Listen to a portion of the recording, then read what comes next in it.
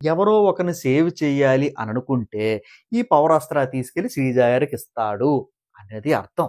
అందుకే పవరాస్త్ర రాకుండా దివ్యనిఖిత గారు హాయ్ ఫ్రెండ్స్! ఈ వీడియో పవరాస్త్ర. పవరాస్త్ర ఏంటి?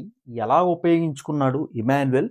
పవరాస్త్రాన్ని మనకి సంపాదించుకోవడానికి ఎవరెవరు అర్హులయ్యారు అనేది ఈ వీడియోలో మీకు క్లారిటీగా ఎక్స్‌ప్లెయిన్ చేస్తానండి. ఫ్రెండ్స్ ముందుగా తనూజ గారిని ఒక రూమ్‌లో పిలిపించేసి మీరు ఈ పవరాస్త్రాన్ని ఎవరికీ రాకుండా అంటే ఎవరికి రావద్దు అని మీరు అనుకుంటున్నారు. నేను రాము గారిని అయితే అనుకుంటున్నానండి. ఏంటంటే కెప్టెన్సీ వచ్చినా సరే మనోడు స్టాండ్ తీసుకోవట్లే. ఇప్పుడు ఏదైనా తప్పయిందనుకోండి, వేరే వాళ్ళని అడుగుతున్నాడనమాట. ఓహో! ఆళ్ళు చెప్తుంటే ఓకే. మీరు చేసిన తప్పు అని అంటున్నాడు గానీ, అతను స్టాండ్ తీసుకొని ఇది తప్పు అని అనలేకపోతున్నాడు అనైతే అంటదనమాట. వెంటనే అక్కడ కీ ఉంటదనమాట. కీ అయితే ఇరిపేసి పక్కనైతే జల్లేస్తదండి. అది రాము గారైతే పరాస్త్ర తీసుకునేందుకు అర్హులు కాదు అనైతే క్లారిటీగా తనూజ గారైతే చెప్పారనమాట. నెక్స్టు మనకేంటంటే తనూజ గారికి ఇంకొక పవర్ అయితే ఇస్తాడనమాట. మీరు గోల్డ్ స్టార్స్‌కొచ్చినోళ్ళకనమాట.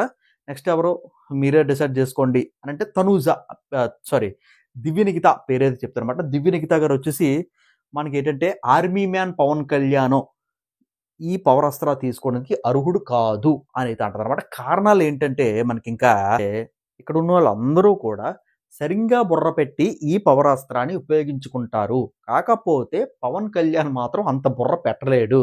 అంటే దాని అర్థం ఏంటంటే ఖచ్చితంగా ఎవరో ఒకరిని సేవ్ చేయాలి అని అనుకుంటే ఈ పవరాస్త్ర తీసుకెళ్ళి శ్రీజ గారికిస్తాడు అనేది అర్థం. అందుకే పవరాస్త్ర రాకుండా దివ్యనిఖిత గారు ఆపారు. ఓకేనా? ఇక్కడ అర్థమైందా మీకు? అదనమాట. నెక్స్టు దివ్యనిఖిత గారు బయటికెళ్ళి ఇంకొక పేరునైతే చెప్తారనమాట. వాళ్ళు భరణి గారు. భరణి గారు వచ్చిన తర్వాత అన్‌ఎక్స్‌పెక్టెడ్ అనమాట.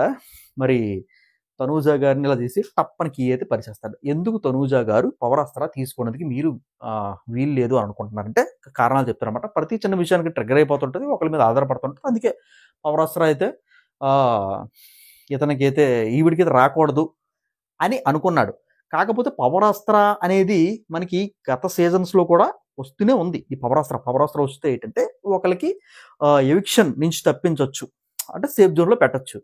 సో, ఈతనికొస్తే ఈవికొస్తే మనకేంటి తనూజ గారికొచ్చిందనుకోండి, ఎవరైనా సరే మనకి సేవ్ చేసుకోవచ్చుగా.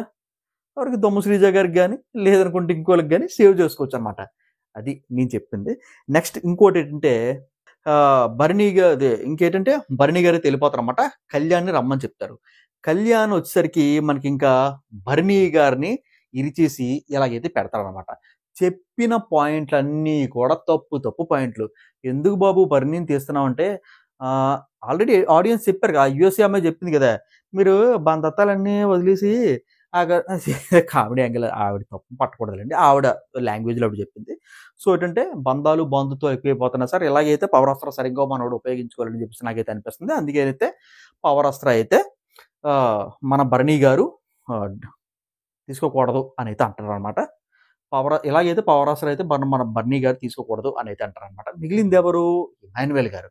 ఇమాన్యుయల్ గారు ఆ కీ లోపల మొత్తం అందరూ కూడా గోల్డెన్ స్టార్స్ అయితే ఇలా నిలబడతారనమాట. అప్పుడేంటంటే ఆ కీ ఏదైతే ఉందో లోపల పెట్టి ఇలా తిప్పితే ఆ స్టార్ అయితే ఇలా ఓపెన్ అవుద్దనమాట. ఆ పవరాస్త్ర మనోడితే తీసుకుంటాడనమాట. రేపు పవరాస్త్ర ఎవరికి ఉపయోగిస్తారంటే ఎవిక్షన్ మనకి వచ్చింది ఎవరెవరికైతే మనకి ఫ్లోరా గారికైతే వచ్చింది కదా! అలాగే మనకి రీతూ చౌదరి గారికి వచ్చిందనమాట. ఇద్దరిలో ఎవరు సేవ్ చేస్తామంటే ఆబ్వియస్‌గా రీతూ చౌదరికి సేవ్ చేస్తారు. ఫ్లోరా గారు అయితే ఎలిమినేట్ అయితే అయిపోతారనమాట. ఫ్లోరా గారు ఎలిమినేట్ అయిపోయిన తర్వాత ఈ వైల్డ్ కార్డ్స్ ఎంట్రీ వచ్చిన తర్వాత వీళ్ళకి గేమ్ పెట్టిన తర్వాత ఎవరికి ఓడిపోతారో లేదనుకుంటే ఎవరు బిగ్ బాస్ మనకి 9లో సెట్ అవ్వరు అనిపిస్తారో వాళ్ళనైతే బయటికైతే పంపించేస్తారు. వారే శ్రీజ గారు.